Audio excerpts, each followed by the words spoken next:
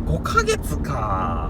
年内の目標をチャンネル登録2万人目標で頑張ろうって思ったんですけど、2万人ですね。残り5ヶ月ちょっとで2万人を目指していきたいと思います。そうですね、2万人と英語をできれば準2級英検、TOEIC受けるか英検受けるかちょっと分かんないですけど、それをね受けたいなと思っております。準2級ぐらいは受けたいな。準2級ってなんか中学生とかでも受けてる子おらんかったっけ。さすがに2級は無理なんです。2級調べたら高校卒業程度だったんで、これちょっとそれはな、そういう感じにねいろいろ思って計画はしております。というわけで今後ともよろしくお願いします。はい、というわけで本日はね近況の報告これをさせていただきました。また先ほども言わさせてもらいました10インチのナビとかサンシェードとか、この今ストックで貯めてるストックで貯めてるもの、これを徐々に出させて